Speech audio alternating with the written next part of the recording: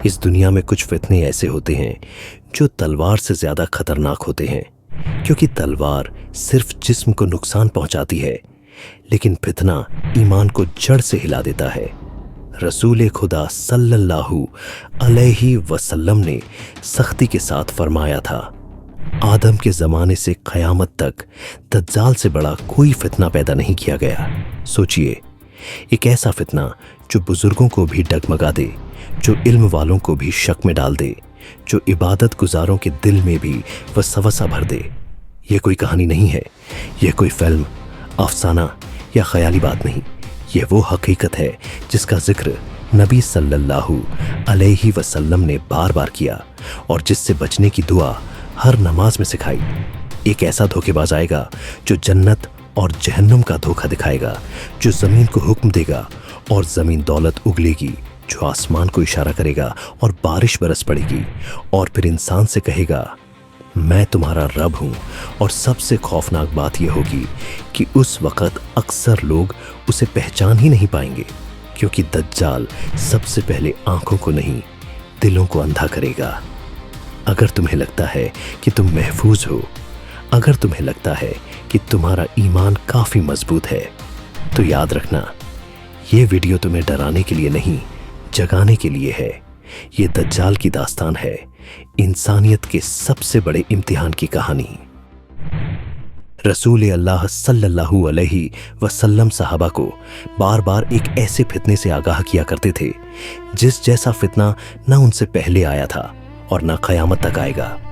जब भी आप सल्लल्लाहु अलैहि वसल्लम दज्जाल का जिक्र करते तो आपकी आवाज में गंभीरता उतर आती, चेहरे पर चिंता साफ नजर आती और सहाबा को ऐसा महसूस होता जैसे दज्जाल अभी इसी वक्त जमीन पर निकल आने वाला हो। नबी सल्लल्लाहु अलैहि वसल्लम फरमाते थे कि आदम अलैहिस्सलाम से लेकर क़यामत तक दज्जाल से बड़ा कोई फितना नहीं। यह कोई मामूली चेतावनी नहीं थी। यही वजह है कि आप सल्लल्लाहु अलैहि वसल्लम हर नमाज के बाद दज्जाल के फितने से पनाह मांगने की तालीम दिया करते थे। आप सल्लल्लाहु अलैहि वसल्लम ने बताया कि दज्जाल के जाहिर होने से पहले दुनिया एक अजीब दौर में दाखिल होगी। इल्म बाकी रहेगा, लेकिन हिदायत उठा ली जाएगी। लोग पढ़ेंगे, बोलेंगे, बहस करेंगे, मगर दिलों में यकीन नहीं रहेगा। अमानत गायब हो जाएगी, झूठ आम हो जाएगा और सच बोझ लगने लगेगा। रसूल सल्लल्लाहु अलैहि वसल्लम ने फरमाया कि एक इंसान सुबह ईमान वाला होगा और शाम को अपना ईमान बेच देगा। इसलिए नहीं कि उस पर जोर किया गया, बल्कि इसलिए कि दुनिया उसे आसान लगेगी और दीन मुश्किल। यह सब अचानक नहीं होगा, यह धीरे धीरे होगा, इतना धीरे कि लोगों को एहसास भी नहीं होगा कि वे कब बदल गए। फिर नबी सल्लल्लाहु अलैहि वसल्लम ने दज्जाल की पहचान बताई। आप सल्लल्लाहु अलैहि वसल्लम ने साफ फरमाया कि दज्जाल कोई ख्याल या निशानी नहीं, वह एक इंसान होगा। वह खाएगा, पिएगा, चलेगा। उसकी एक आंख खराब होगी और दूसरी उभरी हुई होगी। उसकी पेशानी पर काफिर लिखा होगा, जिसे हर सच्चा मोमिन पढ़ लेगा, चाहे वह पढ़ा लिखा हो या नहीं। रसूल सल्लल्लाहु अलैहि वसल्लम ने बताया कि दज्जाल पहले खुद को सुधारक बताएगा। वह कहेगा कि वह इंसानों की तकलीफें खत्म करने आया है। वह जुल्म मिटाने की बात करेगा।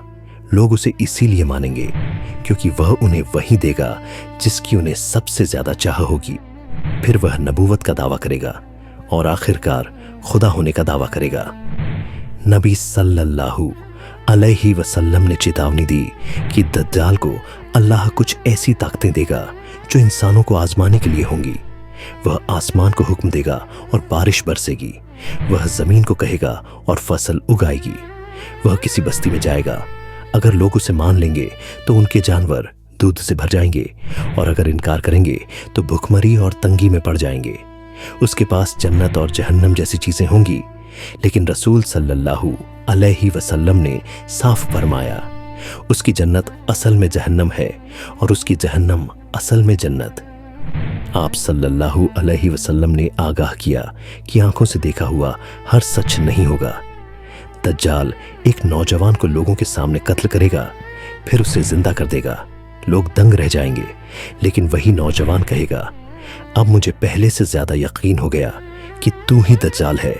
रसूल सल्लल्लाहु अलैहि वसल्लम ने फरमाया कि यह शख्स उम्मत ए मोहम्मद सल्लल्लाहु अलैहि वसल्लम का सबसे बड़ा शहीद होगा।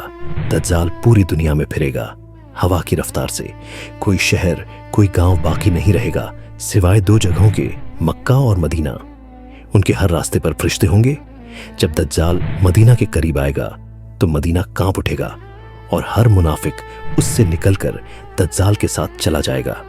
नबी सल्लल्लाहु अलैहि वसल्लम ने यह भी बताया कि इस फितने में बहुत सी औरतें दज्जाल के पीछे होंगी और बहुत से नौजवान भी।